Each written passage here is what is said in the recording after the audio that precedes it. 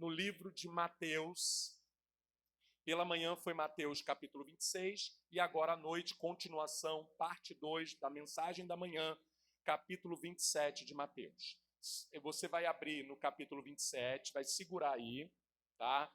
Apenas no capítulo 27. Mateus é o primeiro livro do Novo Testamento. Mateus, Marcos, Lucas e João são os 4 evangelhos que contam a história de Jesus. Mateus é o primeiro, inclusive nós vamos aprender sobre a vida de Mateus. Domingo que vem começa a aprender sobre ele. Então, Mateus 27, quem encontrou, diga amém. Isso. Antes de a gente ler o texto, já vou te dar os versículos, tá? Eu quero só fazer uma retrospectiva para você que não pôde estar hoje pela manhã, não ficar perdido. Rapidamente, em alguns minutos, eu vou te fazer uma retrospectiva do que foi pregado na manhã. Então, o que eu estou fazendo, orientado por Deus, ensinando a igreja que não é apenas a crucificação, a grande lição, mas também a via crucis, o caminho de sofrimento que Jesus fez. E aí, inclusive, isso começou num domingo e terminou num domingo. Essa saga de sofrimento, ela começa no domingo. No domingo começou tudo bem. Começou com o povo, foi no domingo, a entrada triunfal. Está lá em Mateus 21, 9 em diante, se você quiser anotar para estudar depois. Jesus entra no burrinho, todo mundo conhece essa história, e o povo ovacionando com os ramos, aquela coisa toda, Hosana, Hosana, Hosana, todo mundo ovacionando Jesus. E de repente, segunda vem, ele vai tomando algumas atitudes, na segunda ele se posiciona. Até então, Jesus era legal, Jesus era bonzinho, Jesus era maneiro. De repente, quando chega na segunda-feira, ele, vocês me receberam, que legal, né? Agora, que tal mudar de vida? Que tal novidade de vida? Que tal uma transformação? Que tal? Aí Jesus começou a pregar o evangelho. E aí as pessoas começaram a mudar. Então, você vai aprendendo, porque cada fase dessa que eu vou narrar aqui, você traz para você quantas vezes na sua vida você foi elogiado por pessoas. E, de repente, essas mesmas pessoas que te elogiaram, de repente você se posicionou e ela, de repente, já não te acha mais assim. Então, tudo que Jesus passou é um ensinamento de coisas que, porventura, vocês passaram. E aí, no domingo, foi a entrada triunfal. Na segunda-feira, ele se posiciona, lá em Mateus 21, aí vai lá no templo, e ele vê que lá no templo de Deus, as pessoas estavam vendendo as indulgências para os pecados dentro do templo. E ali ele se posiciona, fala aqui não, e começou a derrubar tudo. Aí pronto. Aí ele já não era mais bonzinho, porque ele estava simplesmente fazendo o que era certo. E aí, terça-feira, ele começa a anunciar o evangelho, e ele faz o sermão profético dele. Isso começou no domingo, no outro domingo ele já vai ser crucificado. E aí ele vai anunciar o sermão, e aí ele decidiu ali começar a falar daquilo que era importante para a vida das pessoas, que era o evangelho. E ele começou a dar sermões, começou a ensinar sobre as coisas do reino. Aí tinha um grupo que o seguia, as multidões o seguiam, mas ele foi ao longo do caminho fazendo vários inimigos. Dentre os próprios religiosos, muita gente rejeitava ele. Então, aí os ensinamentos para nós. Ao longo da sua vida, você vai passar por situações, pessoas vão se levantar, pessoas vão entrar na sua vida, pessoas vão sair. Então, vai aprendendo aí. Eu não vou explanar aqui, porque foi feito de manhã, então não vai ter como, mas para você que está ligado, já ir entendendo o que está acontecendo. Então, ele anuncia o evangelho. Na quarta-feira, já estava chegando no meio da semana. E no final de semana, no outro domingo, ele seria crucificado. E aí vem um ato espiritual, é a lei do aviso, quando em Mateus 14, versículo 3 ao 9, Jesus foi ungido por uma mulher. Você lembra do episódio? Tem uma mulher, né? E ela quebra o vaso de alabastro e joga um óleo, um unguento precioso, um perfume da época. Aquilo era usado para quando os cadáveres, né, para preparar os cadáveres, para não ter, naquela época era muito calor, o ambiente, né, era muito hostil para um cadáver, então eles tinham por costume e cultura de embalsamar e passar ali o óleo para que o ambiente ficasse agradável. Olha que coincidência, antes de morrer, vem alguém e unge os pés dele com esse óleo precioso, e era um perfume da época, um dos melhores que tinha, o melhor óleo que tinha na época. Então, ali ele já é preparado para o que iria acontecer. Aprenda uma coisa que eu tenho ensinado há 8 anos, vai fazer 9 anos. A lei do aviso. Repete comigo. A lei do aviso. Nada acontece sem antes você ser avisado. Peça a Deus sensibilidade espiritual e discernimento espiritual. Existem coisas que Deus vai permitindo os sinais e você não entende, você não enxerga, você não faz leitura, e aí a coisa acontece e te pega de surpresa. Jesus, ele não foi pego de surpresa, apesar dele já saber, mas ele foi vendo o quadro se montando ao ponto dele ir para orar, como nós vimos aqui pela manhã, vai para o Getsemane para fazer as orações e se preparar espiritualmente o que estava por vir. Então, na quarta-feira ele tem a preparação, na quinta-feira ele está entre amigos, lá em Mateus 26, entre amigos ele faz alianças. Na nossa caminhada você vai fazer alianças. É preciso que você se una a pessoas que têm o mesmo propósito. Cuidado com quem você está fazendo aliança. Mas mesmo ele fazendo aliança entre amigos, houve quebra de aliança. Judas quebra a aliança, Pedro quebra a aliança, mas por não tirar a própria vida, ele foi restaurado, né? Enfim, e aí depois ele vai para o Getsemane na quinta-feira, lá em Lucas 22, 39 em diante, ele começa o processo. A lei do aviso fica mais forte. E no Getsemane ele fala: a minha alma está angustiada. A minha alma está angustiada até a morte. Ele começa a pressentir e ele fala para os discípulos: ficai aqui vigiando que eu vou orar. E ele sobe um pouquinho além. Quando ele volta, os discípulos estão dormindo. De repente ele fala: vocês não conseguem ficar um tempo, né, sem dormir, vigiando. Vai de novo. Quando ele volta, os discípulos estão dormindo. Essa lição e ele fica sozinho, mesmo tendo os 12 discípulos ali com ele, no caso, ele está sozinho. Vocês estão entendendo? Tem momentos na sua vida que você vai passar sozinho. Você vai estar cheio de gente aqui, vai ter os pastores, mas você vai passar sozinho. É necessário que você passe sozinho. Jesus, quando ficou na cruz, até o Pai se retirou.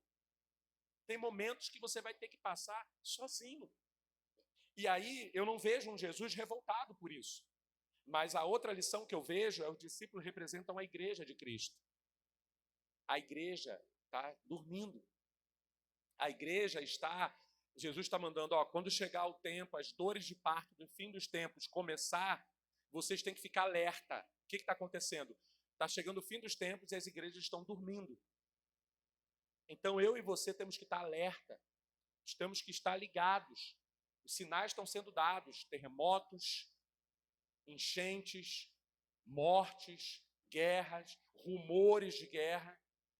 No estudo de Apocalipse de quarta-feira vocês vão entender melhor o que significa isso. Mas a Bíblia diz que nos últimos tempos seria como dores de parto. O que são dores de parto? A mulher está grávida, quando ela começa para dar à luz, começam os sinais, as dores, aí vai os estágios, né? Como é que se diz? Tem contração, vai aumentando, até chegar o momento que dá para entender pela coroação, né, isso, que está perto de nascer. A Bíblia compara ao fim dos tempos a essa gestação. Observem, um sinal de parto. As coisas estão acontecendo, cada vez está aumentando, e isso e aquilo e tal. Então a igreja, às vezes, não está nem aí para isso. Tudo que está acontecendo lá com Donald Trump tem a ver com isso. Tudo está se encaixando, e aqui não é teoria de conspiração, nós não pregamos isso aqui, mas quem entende de escatologia, que é o estudo dos últimos tempos, sabe exatamente o que está acontecendo.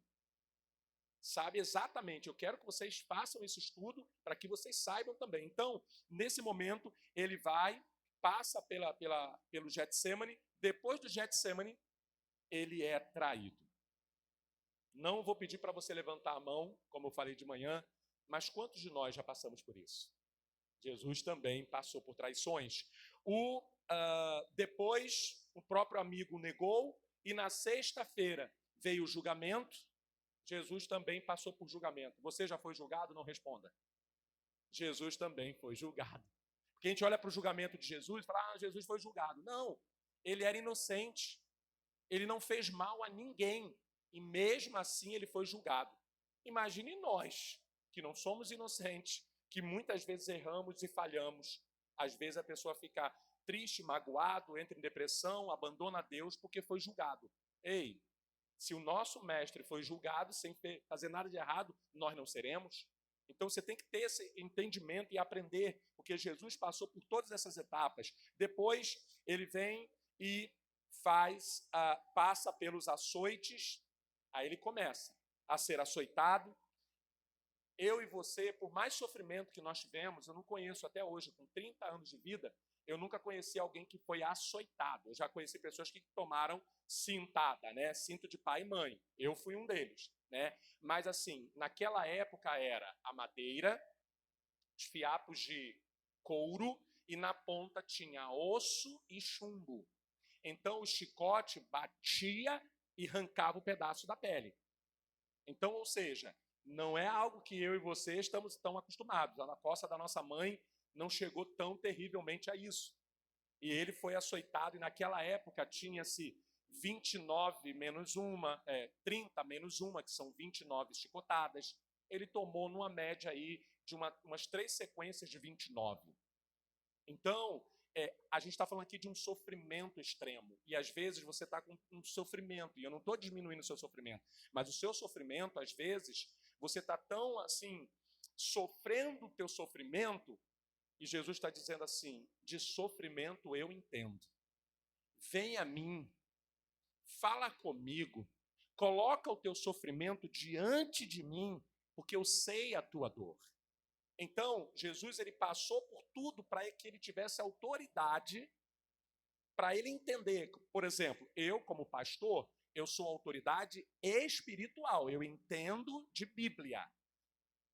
Se eu for no médico, eu não entendo nada de corpo humano, de medicina, de biologia, não entendo nada. Para eu me tornar autoridade naquele assunto, eu teria que o quê?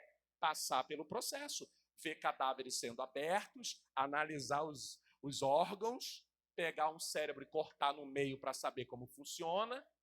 Jesus ele passou por todo o sofrimento que você passou, e ainda maior, porque chicotada. Outra coisa, cuspiram nele, em Mateus 27:30. Talvez você tenha, eu até falei de manhã, alguém cuspiu em você. E o que significa cuspida? Humilhação. Porque não tem coisa pior do que alguém cuspir em você. Ele foi cuspido. Depois zombaram dele. Quantas vezes na sua vida zombaram de você? Ele também foi zombado.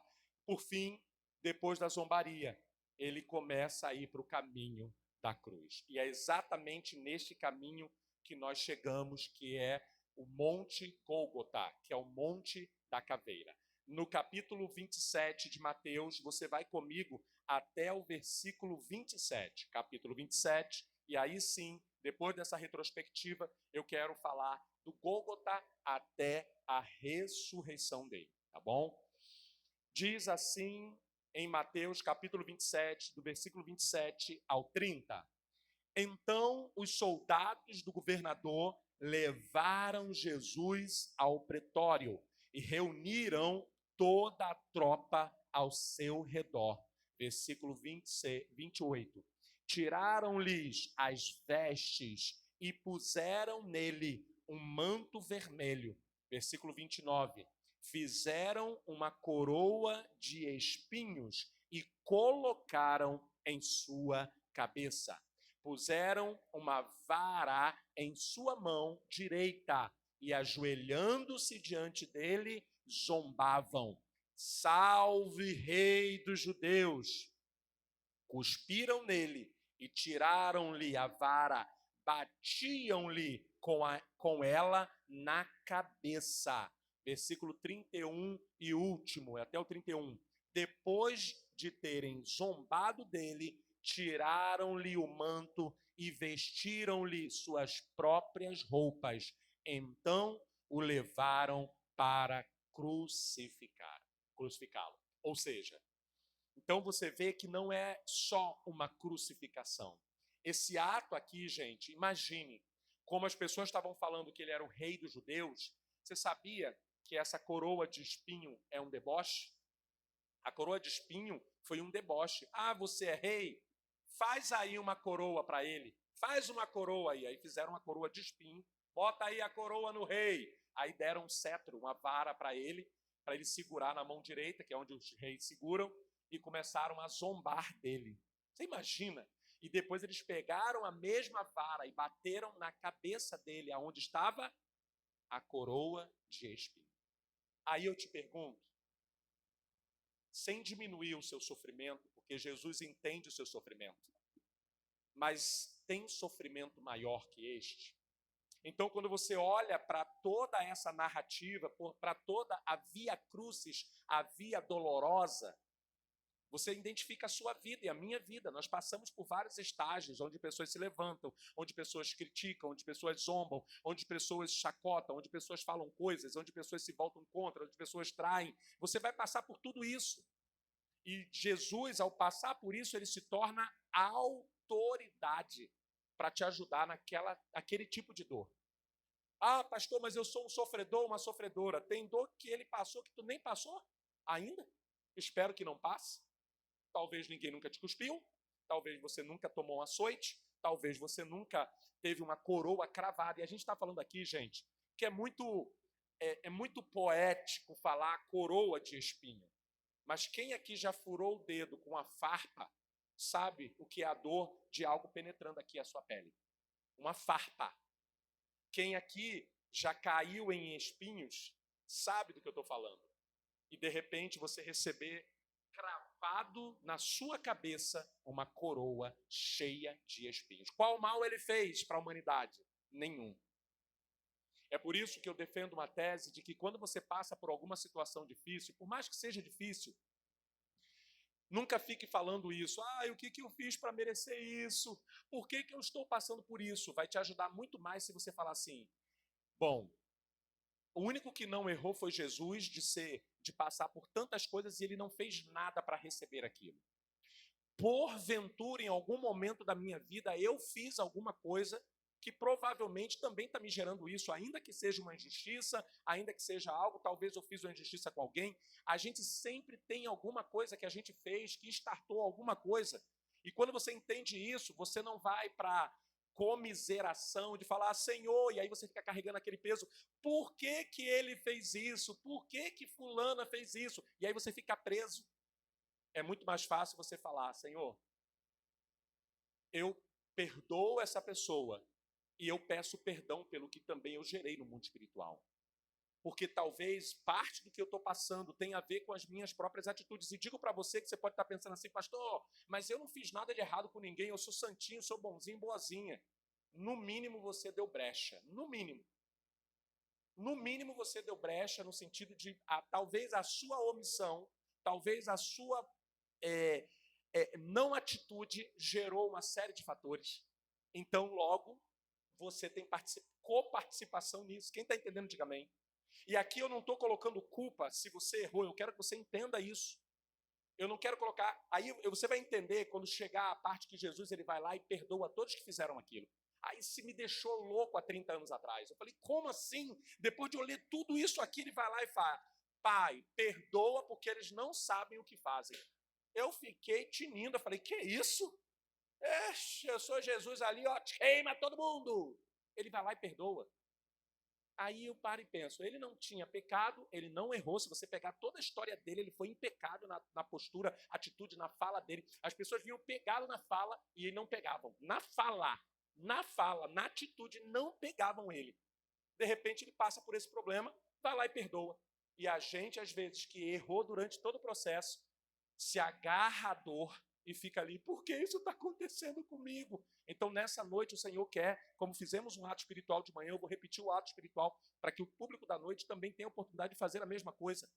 de você, de fato, hoje, através desse ensinamento de Jesus, de tudo que ele sofreu, você literalmente, ao final dessa mensagem, começar a ponderar no teu coração. Se você for uma pessoa de decisão, já decide logo hoje. Seja homem, seja mulher, e decida aqui hoje. Mas se você for aquela pessoa que vai pela razão, que quer fazer cálculos, calcule o quanto você quiser, mas que você chegue à conclusão de que você precisa perdoar para que você seja livre. Você precisa liberar as pessoas que te fizeram mal, que cuspiram em você, que chicotaram você com a língua. Que às vezes a pessoa não chicotou fisicamente, mas desceu o sarrafo pela língua. Bateu pesado em você, de você ficar triste até a alma. Você perdoar aquelas pessoas que zombaram de você. Você liberar essas pessoas, porque Jesus, depois de tudo isso, sabe por que ele falou lá no final? Eu já vou dar um spoiler aqui. Pai, perdoa. Sabe por que ele falou isso? Porque ele sabia duas coisas básicas que o cristão precisa saber. Ele não iria para o céu sem perdoar. E ele também, conhecendo de lei espiritual, jamais ele ia estar nos céus sem estar liberado de pessoas que o prendiam na terra. Você sabia, aqui eu te dou um dado importante espiritual para você ter discernimento e entender. Se você, porventura, teve problemas com pai, mãe, avó, avô, qualquer ente querido que passou pela tua vida, ou até mesmo amizades, que vocês tiveram alguma coisa, algum problema, e você não perdoou, ainda que essa pessoa tenha morrido, se você não liberar o perdão, você está preso a ela. E ela está presa a você no mundo espiritual. A falta de perdão aprisiona. Por isso que depois de passar por tudo isso aqui, são duas folhas de sofrimento. Uma que foi pela manhã, que eu já fiz a retrospectiva, e agora uma folha inteira de sofrimento. Duas folhas de sofrimento. Se eu for dissertar, dará, obviamente, algumas folhas. E aí, o que ele faz? Depois de tudo, cuspiram, bateram, zombaram. Gente, no final, gente, ele estava na cruz. Ele, com sede, pede água. Na reta final, não podiam dar água para aquele ser que estava ali, já açoitado, veio numa via dolorosa. O que eles deram para ele? Vinagre. Você com sede e te dá vinagre. Eles foram ruim, como diz a minha sogra, até o fim. E aí eu entendo hoje, depois de 30 anos no Evangelho, por que Jesus liberou. Sabe por que isso? Porque ele sabia que se ele não fizesse isso, ele estaria preso espiritualmente. Isso é muito sério. E ao mesmo tempo, fique tranquilo, porque eu prego e ensino que perdão não é um ato, perdão é um processo. Você não consegue perdoar ninguém da noite para o dia. O verdadeiro perdão. Você pode pedir perdão e liberar perdão na hora. Você precisa estar no mundo espiritual. Senhor, perdão não é sentimento. Eu vou esperar sentir, eu ainda não estou sentindo. Não, perdão é uma decisão. Eu decido perdoar. Mas você vai ficar lembrando. Você vai ouvir as vozes. Você vai sentir o trauma. Você vai viver o drama. Só que quando você fala, eu decido perdoar, no mundo espiritual, cadeias começam a se quebrar. O diabo já não consegue mais ter tanta coisa. Quando você começar a lembrar da pessoa, você já não sofre tanto, você já não sente tanto, você já não fica... Você começa a ter até um sentimento de misericórdia. Só que isso demora um tempo. Cada pessoa demora talvez 1 ano, 2 anos, 3 anos. Depende do teu coração. Depende do teu coração. Eu já demorei 1 ano para que o processo de perdão na minha vida se completasse, ao ponto de aquilo não doer. Só que tem uma questão que eu preciso que você entenda nesta noite, para que você saia daqui sabendo que todo sofrimento que te causaram, não só foi ensinamento, foi aprendizado, como também você precisa se liberar dessas questões, para que a sua vida não fique travada. Uma coisa que eu penso, e eu quero compartilhar com vocês, é isso: não é justo. A pessoa já saiu de perto de você, já não vive mais com você, ou está vivendo a vida dela, ou morreu, e por causa daquilo que essa pessoa fez, você tem a sua vida presa. A pessoa já te causou mal por ter feito o que fez. Seja o que foi, violentou, maltratou, bateu, cuspiu, fez qualquer coisa. E eu não estou diminuindo o trauma, mas eu quero que você entenda isso com a tua alma. Não é justo, pega esse pensamento, que essa pessoa continue te dominando. À distância, do túmulo, porque existe um mundo espiritual. Essa pessoa morreu, ela já não sabe de nada, mas a energia que ela deixou ainda é utilizada pelo mundo espiritual. Isso é um outro estudo, é uma outra conversa. Mas eu quero que você só pense sobre isso. Assim, eu não me permito ficar preso a ninguém. Nem eu vou carregar ninguém e nem eu vou estar preso a ninguém. Jesus morreu na cruz para que fôssemos verdadeiramente livres. E às vezes você está preso. Ah, pastor, o senhor está falando aí para mim não serve porque eu perdoei todo mundo. É mesmo? Por que você lembra dessa pessoa? Por que quando você lembra você fica chateado, triste, magoada ou magoado, ou fica com raiva, ou aquilo mexe com você e acaba com o teu dia? Ou se você vê essa pessoa, ó, tocando a vidinha dela, o que você pensa? Então, quando você tiver esse sentimento, fala, Senhor, eu não quero estar preso a ninguém. Eu quero ser livre em Cristo Jesus. Então, quando ele chega no Gólgota, que é a fase final, o Gólgota significa caveira, né? Biblicamente falando, porque tinha um lugar, era um formato de caveira e que também morriam pessoas lá e os restos mortais às vezes ficavam lá. Ficava o sangue, por exemplo, o sangue de Jesus que ele recebeu além do sofrimento do vinagre, ainda enfiaram uma lança, mas quando enfiaram a lança ele já estava morto. Mas você vê que a maldade é vilipêndio de cadáver, né? A pessoa já está morta e eles vão lá e furam para confirmar se estava morto ou não. Então o sangue dele sai e suja todo aquele chão. Ou seja, aquele lugar era da caveira porque tinha essa coisa da morte naquele lugar. Porém, aquele lugar terrível se tornou um lugar de decisão para a humanidade. Às vezes, o lugar terrível que você está é o lugar da decisão.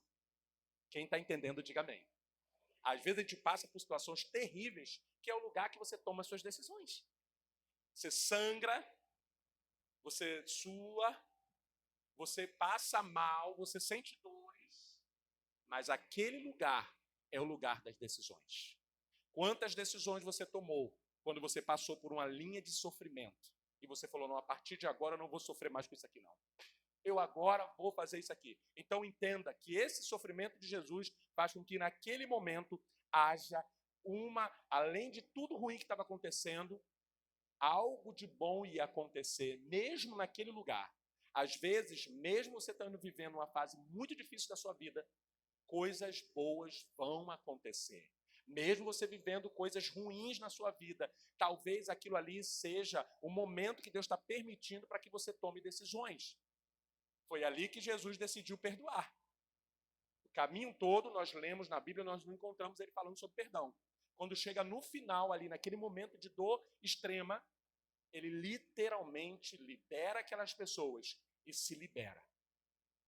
Então, depois disso, vem uma tentativa de amenizar. Quando Jesus chega ao Calvário, lhe oferecem vinho misturado com fel, que também o vinho ou vinagre, né? Porque é da uva, o vinho, o vinagre também é da uva, e ambos fermentam e ficam com um gosto bem pesado. E aí eles botam com fel, olha isso, antes de se crucificar. Mas ele não aceitou o entorpecimento, né? Ele não bebeu daquilo, e ele estava pronto para beber o cálice que o Pai tinha preparado para ele. Sabe o que significa isso?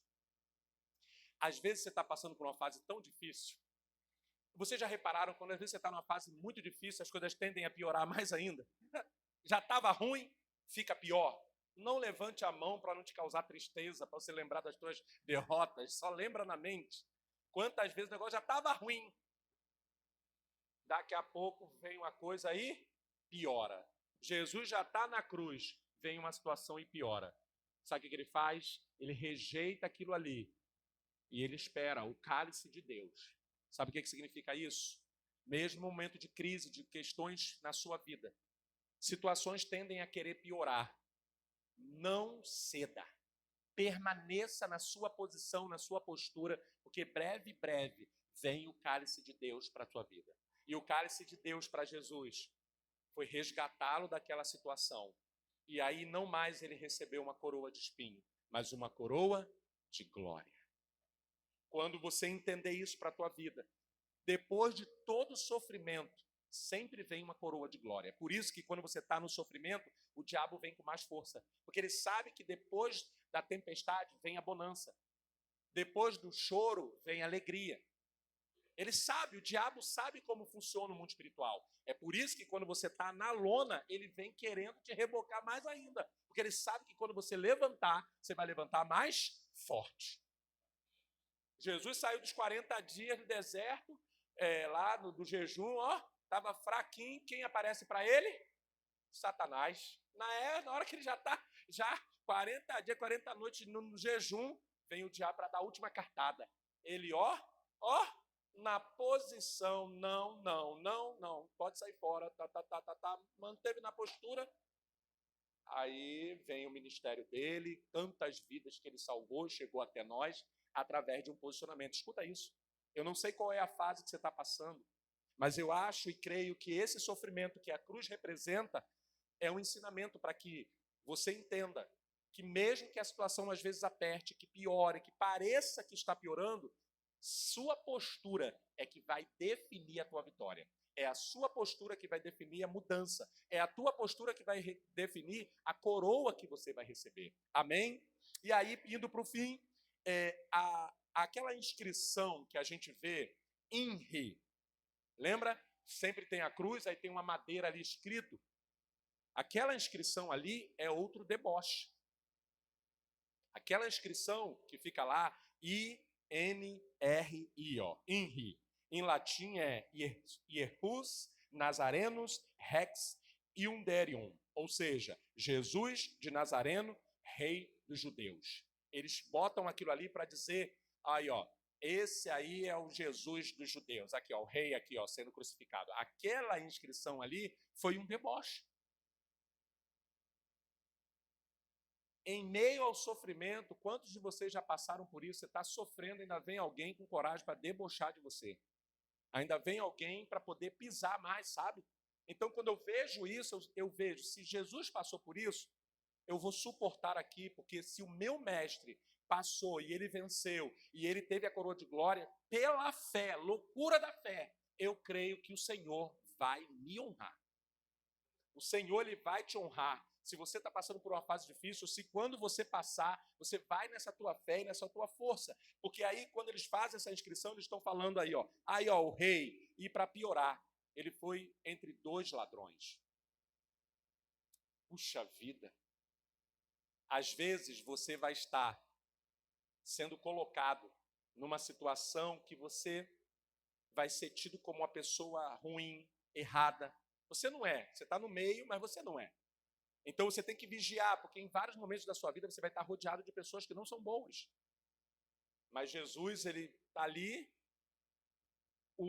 continuou dizendo, se tu és o Filho de Deus, desce da cruz e salva nós também. Cadê? Que rei é esse? E aí ele encontra o outro que olha e diz, tu és. Quando ele olha para Jesus, ele reconhece, até porque na minha concepção esse ladrão, ele já vinha acompanhando, ele estava arrependido certamente, porque para ele declarar o que ele declarou, ele tinha um conhecimento, ele veio acompanhando Jesus na sua reta final, mas infelizmente a condenação dele chegou, porém ali ele já estava quebrantado, ele fala, creio que és o Filho de Deus. Quando entrares no teu reino, lembra de mim. Sabe o que significa isso? Você vai ter sempre do teu lado pessoas que vão acreditar em você e pessoas que não vão acreditar em você. E tá tudo bem. Jesus, ele não falou assim, não. Eu desisto porque esse daqui não está acreditando, esse aqui acreditou, esse daqui não acreditou. Não. Repare bem que com o que acreditou, ele manteve diálogo. Entendeu? Hoje te digo, estarás comigo no paraíso. Pega a tua Bíblia e olha que papo ele deu para o que condenou ele. Nada. Ele não falou nada. Tem momentos na sua vida, quando tiver pessoas te apoiando e pessoas não apoiando, dê valor a quem está te apoiando, dê papo, converse. Quem não está, ó, esse ano, em nome de Jesus, assim como o mestre fez, se você vem sofrendo com familiares, se você vem sofrendo com situações no trabalho, se você já sofreu essas questões de perseguição, de toda sorte daquilo que eu já narrei que aconteceu, é hora de você, ó, se cala. Nem se defenda. Você viu Jesus se defender? Não, eu sou o filho de Deus, sim. Você vai ver. Daqui a pouco eu vou morrer, vou ressuscitar. Para de falar besteira. Não. Jesus não deu nem atenção. Agora, a pessoa que falou, tu és o filho de Deus, eu creio que o Senhor vai para o céu quando entrares no teu reino. Sabe o que ele está dizendo? O Senhor é rei, realmente, eu acredito. Eles estão debochando do Senhor. Eu quero dizer para você que Jesus acredita em você. Ainda que pessoas debocham de você e que pessoas não acreditam em você, Jesus acredita em você. Ele falou, Jesus, eu acredito. Eu acredito. Aí Jesus fala assim, parafraseando, já que você acredita, eu estou te perdoando hoje e você vai estar comigo no paraíso. Então, em nome de Jesus, que nessa noite você não fique preso a mais ninguém na sua vida. Mesmo que você tenha passado, e aí eu quero fechar com essa, peço aqui, irmão Lucas, Ministério de Louvor, mesmo que você tenha passado por todo o sofrimento. E aqui tem vários sofrimentos, entre deboche, chicotada, o peso da cruz, que eu falei na manhã, com as costas arrebentadas. Se Jesus carregou uma cruz, por que você não quer carregar uma cruz? E Jesus carregou uma cruz de verdade, pesada. A cruz daquela época não era feita de madeira maciça, não, porque senão, de madeira pinus, aquela madeira que quebra, nem de aglomerado, não, porque senão não suportaria o peso de um corpo. Aquela madeira era madeira. Quem aqui já teve o prazer de carregar uma madeira de verdade? Tem um tampão aqui de uma mesa aqui na igreja, cinza, é aglomerado.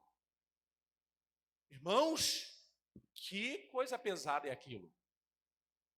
2 homens, né, irmão Josias? 3, né? 3 homens para pegar. Você imagine a cruz de madeira maciça. Não era nada leve. Então eu sei que o que você talvez esteja carregando não seja leve. Mas lembre-se que Jesus carregou algo fisicamente pesado para representar. Por isso que ele fala, quer vir após mim? Pegue a sua cruz, o seu sofrimento, e me segue. E eu vou trocar com você, eu vou pegar esse seu sofrimento que é muito alto e eu vou colocar um pouquinho de fardo em você, porque para me seguir também não é leve, mas o meu fardo, em detrimento ao seu fardo, é muito mais leve. E eu, quando entendi essa mensagem na minha vida, 30 anos atrás, eu falei, realmente, eu prefiro carregar um fardo leve com Deus, um fardo, do que eu carregar um fardo pesado no mundo. E aí, de repente, o céu se escurece.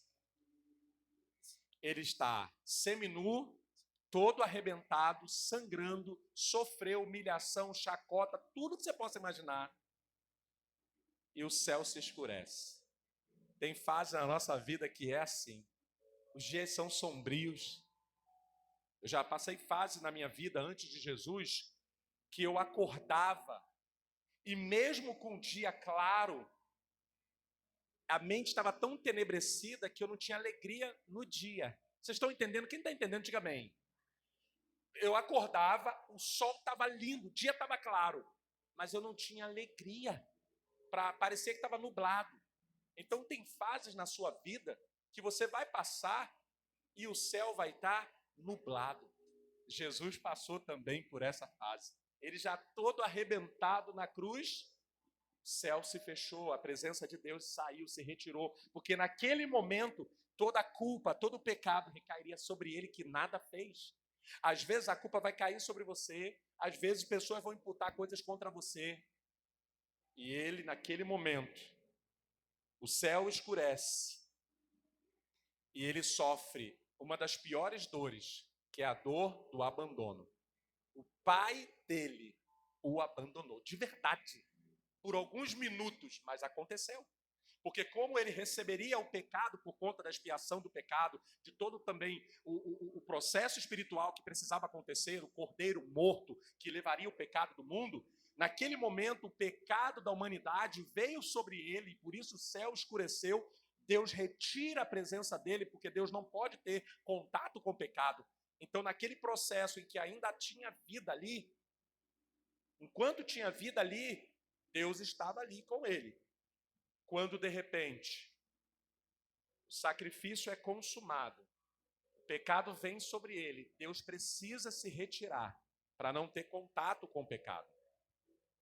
E aí ele sofre, depois de tudo isso, a dor do abandono pelo próprio pai. Está aqui dizendo, ele fala em Marcos capítulo 15, versículo 34, Eloi, Eloi, lama sabachthani.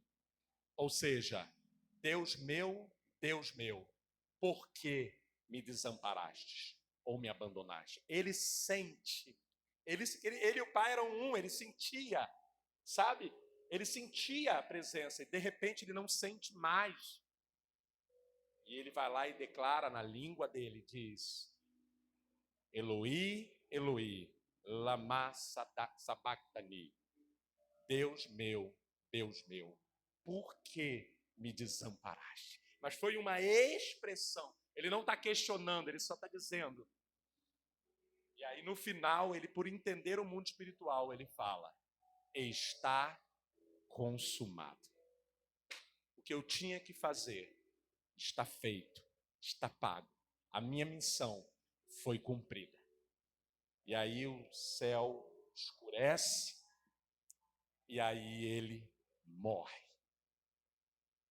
Tem momentos na sua vida que parece que você está morto. Parece que não tem esperança. Você não vê saídas. Mas existiam promessas, existia uma missão, existia todo um plano divino, um plano para a salvação. Além da história de sofrimento, mesmo o plano que Deus tinha para Jesus, Ele tem para mim e para você. Então, às vezes, mesmo você passando por momentos de angústia, de sofrimento, de morte espiritual, de uma angústia profunda, você pode até morrer espiritualmente em alguns momentos, mas vai chegar o tempo em que, quando você estiver nessa fase, o véu do templo se rasgou. Significa que aquela separação que tinha entre Deus e os homens cai por terra, o véu do templo se rasga. E a partir da morte de Cristo, olha o mistério, o véu se abriu e o acesso se tornou direto. Sabe o que significa?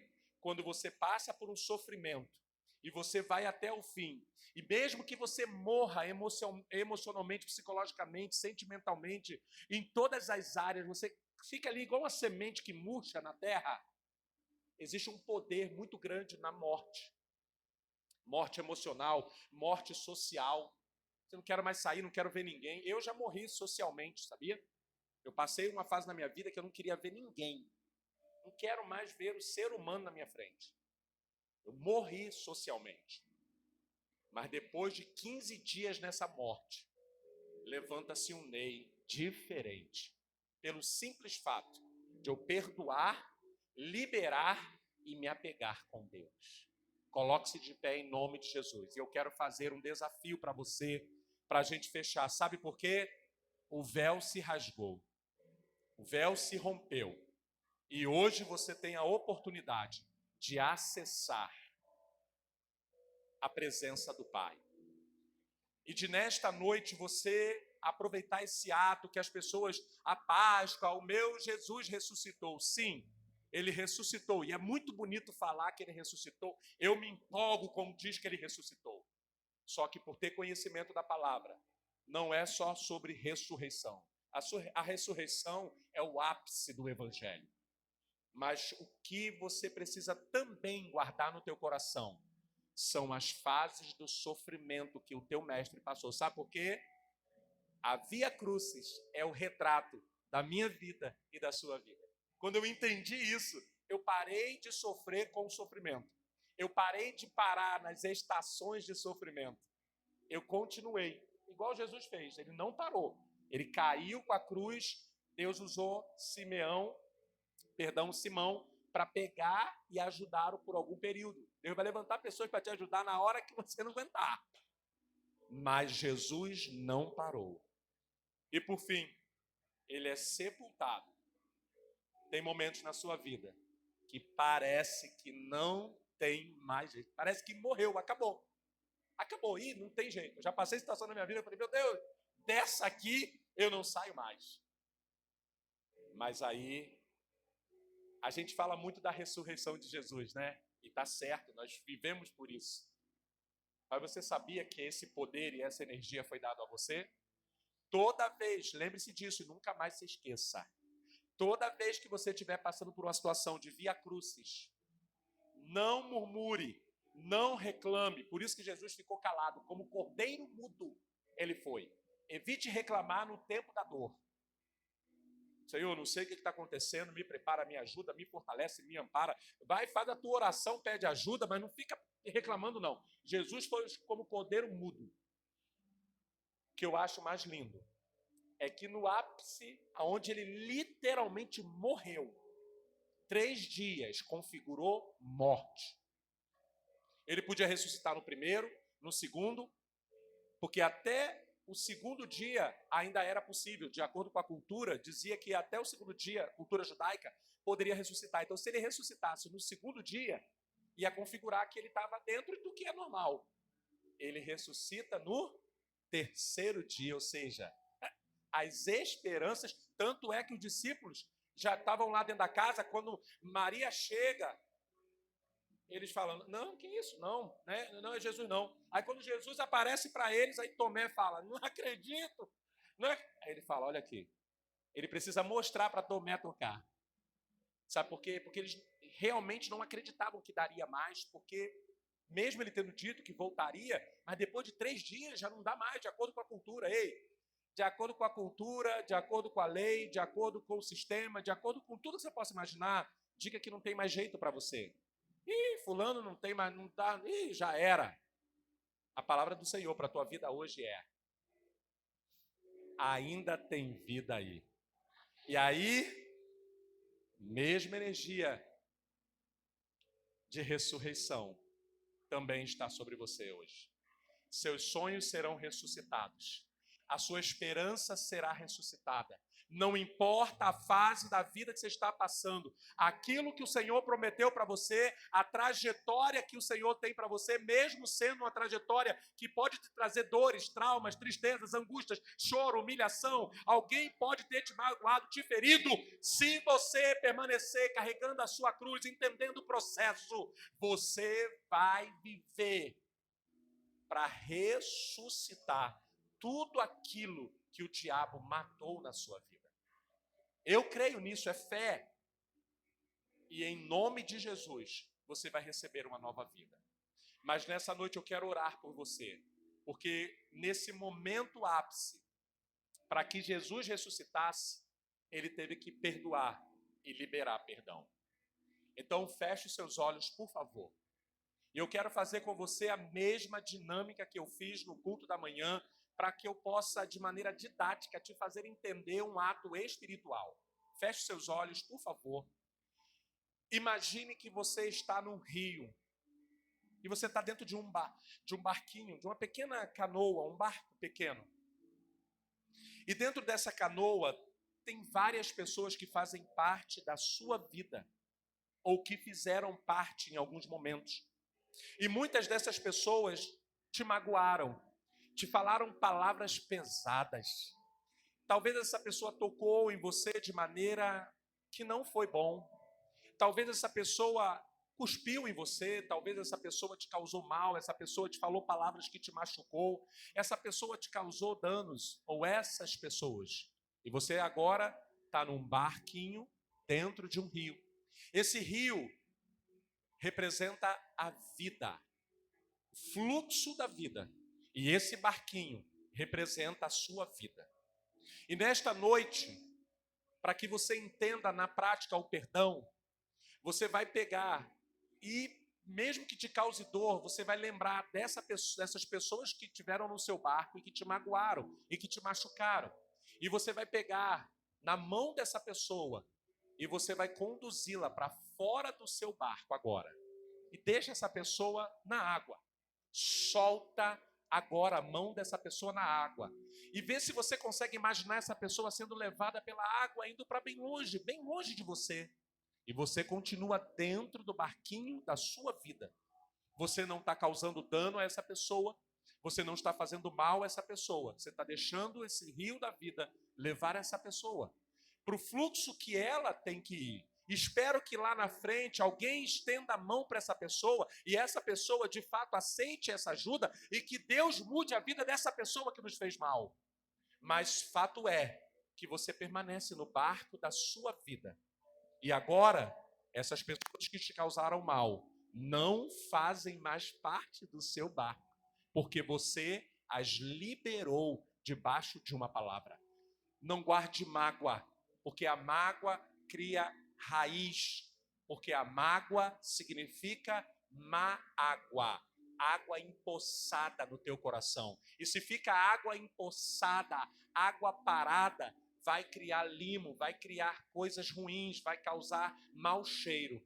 Então libere em nome de Jesus o fluxo de água, deixa a água sair, deixa a água levar, deixa a água fluir e deixa essas pessoas irem para bem longe, para que elas vivam o destino delas e você seja livre para viver o destino que o Senhor tem para você. Querido Deus, debaixo desta palavra, ao ver o sofrimento do teu filho Jesus, nós entendemos que a via dolorosa, a via crucis, é a nossa vida. E nós entendemos que assim como o nosso mestre sofreu na mão do ser humano, de pessoas, mesmo sem ter feito nada, ele decidiu no final perdoar e liberar para ressuscitar para uma nova vida e receber uma coroa de glória. Por isso, Deus, nesta noite, eu quero te pedir em nome do Senhor Jesus, que cada pessoa que aqui está, que ouviu esta palavra, não importa o estágio do sofrimento dessa pessoa, ou quando essa pessoa passar por uma fase negativa, que ela lembre-se que o Senhor, o mestre dela, o Jesus, a quem ela ama, também passou. E hoje, nesta noite de Páscoa, ele nos deixa esta palavra, este ensinamento, nos dizendo que nós, se perdoarmos e liberarmos, nós ressuscitaremos para uma nova vida e receberemos do Senhor. Dos homens recebemos coroa de espinho, mas do Senhor receberemos uma coroa de glória.